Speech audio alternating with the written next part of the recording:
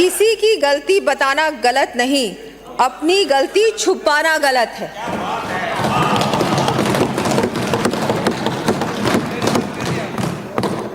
अब प्रतिपक्ष के वरिष्ठ लाइनें बोल दूं मुख्यमंत्री जी, जुबान तो खोलो, नजर तो मिलाओ, जवाब तो दो। बेरोजगारों को कितनी बार लूटा है, हिसाब तो दो। ये तो आपके लिए है, आपके लिए है। ये माननीय मंत्री महोदय, ये नाराज मत होना, ये अपने खुद के लिए कहा ये। अब प्रतिपक्ष के वरिष्ठ मान्य सदस्य स्वयं आकलन कर लें कि उन्हें आईना दिखा या नहीं। हमारी सरकार तो युवाओं, महिलाओं, वंचित वर्गों तथा किसान साथियों के उत्थान के लिए सदैव तत्पर रहती है। आगे क्या वापस?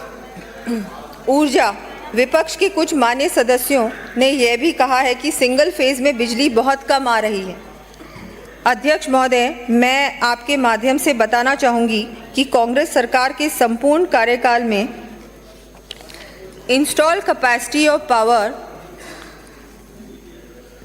औसत प्रतिवर्ष लगभग 700 मेगावाट बढ़ी।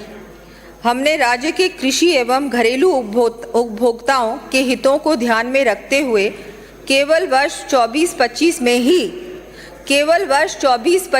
ही 1500 मेगावाट की वृद्धि करते हुए कुल इंस्टॉल कैपेसिटी को 26,325 मेगावाट तक पहुंचा दिया है एवं आगामी वर्षों में भी हम इसे और भी तेजी से बढ़ाएंगे।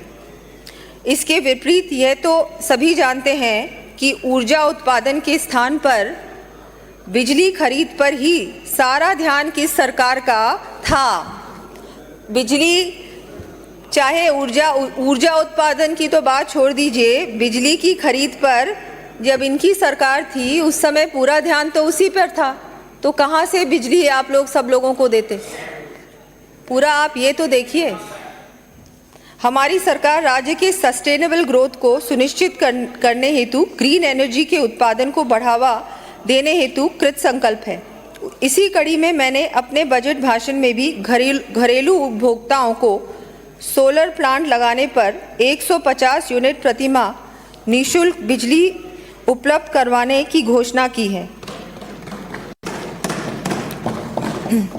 इससे प्रदेश में जहां एक ओर ग्रीन एनर्जी में वृद्धि होगी, उपभोक्ताओं को अतिरिक्त 50 यूनिट निःशुल्क बिजली मिलेगी, वहीं दूसरी ओर लॉन्ग टर्म में बिजली हेतु दी जा रही सब्सिडी का भार भी घटेगा।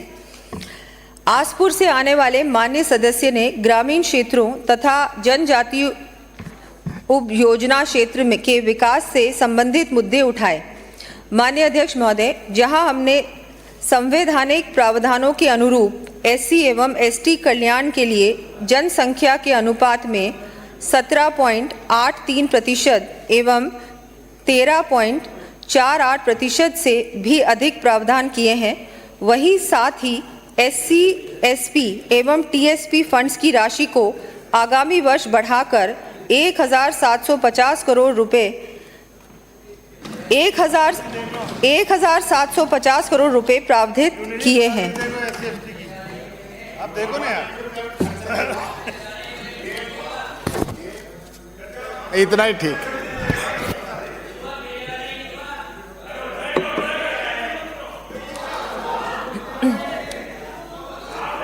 प्रदेश के ग्रामीण क्षेत्रों को प्रमुखता देते हुए क्षेत्रीय एवं ग्रामीण विकास योजनाओं की राशि को आगामी वर्ष बढ़ाकर लगभग 10,800 करोड़ रुपए का प्रावधान तो किया ही गया है। इसके अतिरिक्त महात्मा गांधी राष्ट्रीय रोजगार गारंटी योजना के अंतर्गत लेबर कंपोनेंट पर लगभग 7,000 करोड़ रुपए का व्यय अनुमानित है।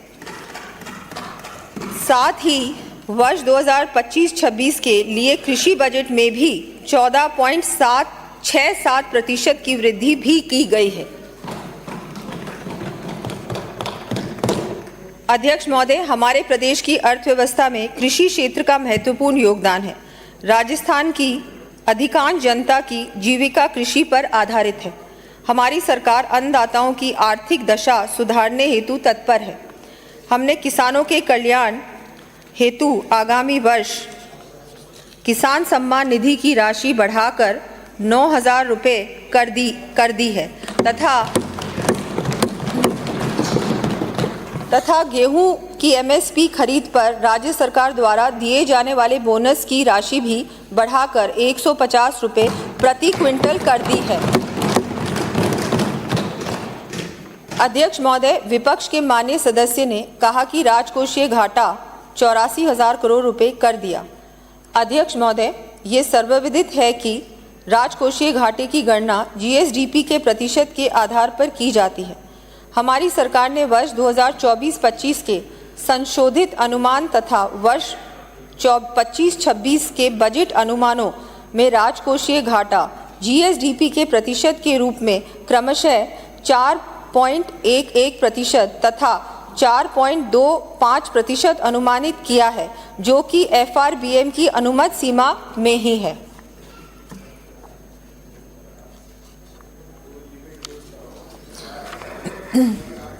अध्यक्ष महोदय, माननीय विपक्षी सदस्य घोषणाओं के संबंध में प्रश्न उठाते हैं कि थोथी घोषणाएं कर रहे हैं। मैं सदन को अवगत कराना चाहूँगी कि कांग्रेस सरकार के कार्यकाल में ही कागजी घोषणाएं की जाती थी। मुझे तो विपक्ष के माननीय सदस्यों की सोच पर भी यह सोचकर आश्चर्य होता है कि औरों के ख्यालात की लेते हैं तलाशी और अपने गिरबान में झांका नहीं जाता।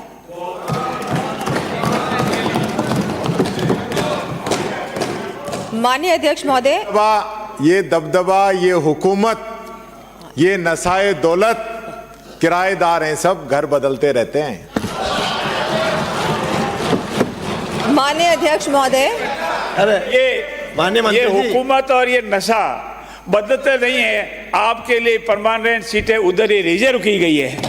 माननीय संसदीय मंत्री जी, आपके मंत्री जी सक्षम है, वो बोल देंगी। अब बेटो आप भी ऐसा चलता है। माननीय सचेतक महोदय, अरे माननीय सचेतक महोदय, नो और कोई नहीं, विपक्षी नेता कह दिया, आप जवाब देंगी, सक्षम है।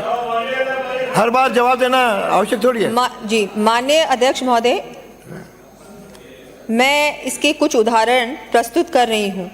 छबड़ा में 1320 मेगावाट, काली सिंध में 800 मेगावाट व बाड़मेर में 1100 मेगावाट बिजली उत्पादन के प्लांट की कागजी घोषणा। अभी और भी हैं। 71 औद्योगिक क्षेत्रों की स्थापना नहीं हुई, जो इन्होंने घोषणा की थी। बाड़मेर तथा झुंझुनू जिले के लिए 4,700